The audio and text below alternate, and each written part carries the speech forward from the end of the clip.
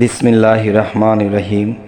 হে সমস্ত জগতবাসী, আজ আমি আপনাদের সামনে একটি আলোচনা নিয়ে হাজির হলাম। সেই আলোচনাটি হলো, দেখুন যে এই পৃথিবীতে মানুষ দুঃখ সুখ মিলেই থাকতে হয়। তবে একটি জিনিস কি, যে কোনো মানুষ যে খেতেই পায় না, মানে তাদের রোজগারটা এরকম হয়েছে যে তাদের কোনো আয় বরকত নেই, কাজ কামের কোনো ঠিক নেই। তারা প্রায়ই দেখা যায় কোনো ওক্ত না খেয়ে থাকে। তো আল্লাহ কিন্তু বলেছে যে দেখো, আমি আল্লাহ নামে পৃথিবীতে পরিচিত হলেও আমার কিন্তু ৯৯টা নাম রেখেছি।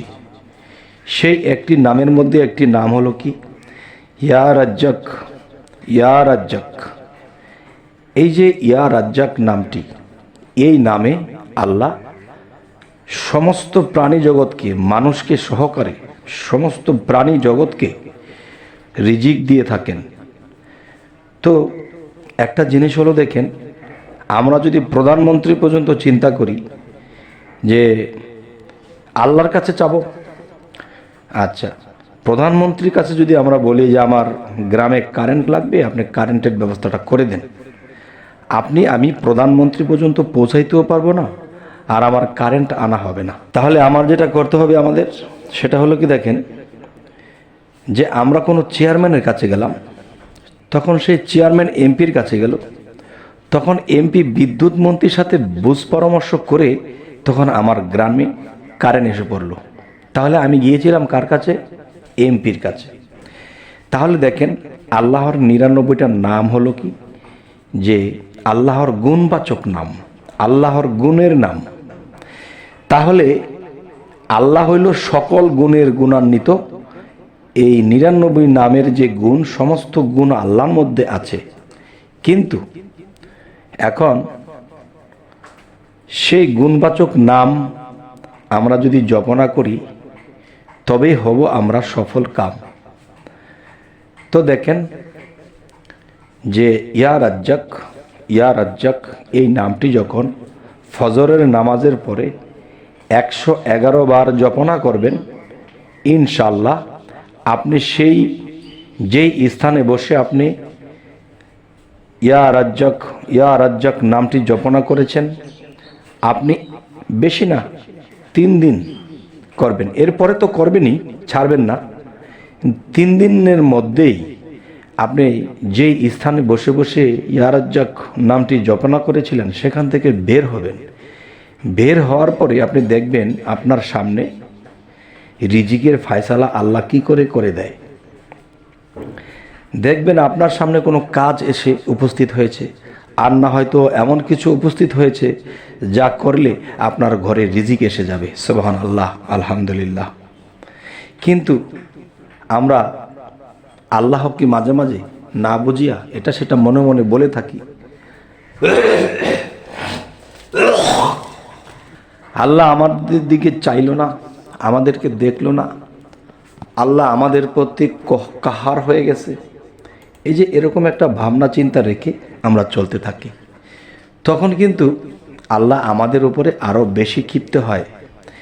যে আমি তাদেরকে আমার ৯৯ নামের প্রচার দিয়ে দিয়েছি, এই নামে তোমার অর্থ আসবে, ওই নামে তোমার রিজিকের ফয়সালা হবে, ওই নামে তোমার ভাগ্য পরিবর্তন হবে, ওই নামে তোমার হাসরের ময়দানে তুমি নূরের মতো ঝলমল করে উঠবে। বিভিন্ন নামে বিভিন্ন বিষয়গুলো আল্লাহ দিয়ে দিয়েছেন। এখন আমরা করি না, সেটা আমাদের দোষ। তবে হে সমস্ত জগতবাসী, আজকে আমি আরও একটি কথা বলবো, যে এ পর্যন্ত পিছনে যা কিছু বললাম রিজিকের জন্য বলেছি। এখন যেটা বলবো সেটা হলো, দেখুন, আমরা রিজিক যখন কামাই করতে যখন ঘরের বাহির হব, তখন কিন্তু মনে করে কমপক্ষে ৩ কুল পরে বের হবেন। সর্বপ্রথম সূরা ফাতিহা সূরাটি পাঠ করে, এরপরে ৩ বার ইখলাস, ১ বার ফালাক, ১ বার নাস পরে ঘর থেকে বের হয়ে যাবেন। এবং ইয়া রাজ্জাক, ইয়া রাজ্জাক এই নামটি মনে মনে জপনা করতে থাকবেন। তখন যে আপনি 3টি ছোরা পরে নিজের মধ্যে ফুঁক দিয়ে বের হয়েছিলেন, তখন এটা কি ফলাফল হবে যে আপনি যখন রিজিকের জন্য বের হচ্ছেন, কোনো শয়তান আপনাকে কুদৃষ্টি করতে পারবে না, কোনো শয়তান আপনাকে পথভ্রষ্ট করতে পারবে না, এবং কোনো মানুষ আপনাকে ক্ষতি করতে পারবে না। এবং দেখা যায় যেই রিজিকের জন্য আপনি বের হয়েছেন, যেটাতে হাত দিবেন সেটা থেকেই আপনার কাজের ফলে আপনার কাছে রিজিক এসে যাবে। আচ্ছা, আর মনে মনে কিন্তু আপনার ইয়া রাজ্জাক আছে।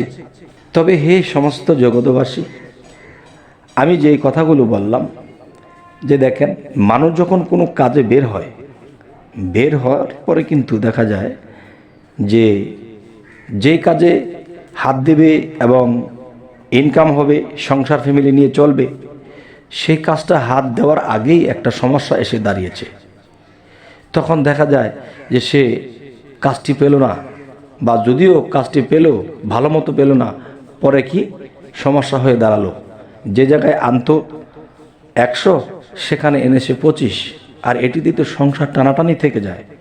তাই ঘর থেকে বের হওয়ার আগে ফাতেহা 3 বার, কুল হু আল্লাহ যেটা এখলাস 3 বার, ফালাক 1 বার, নাস 1 বার পরে বুকে ফুঁক দিয়ে বের হয়ে যান। ইনশাআল্লাহ আপনি অবশ্যই সাকসেস হবেন এবং রিজিক নিয়ে আপনি ঘরে ফিরতে পারবেন। আজকের এই যে আলোচনাটি, এই আলোচনাগুলো কোন স্তরের?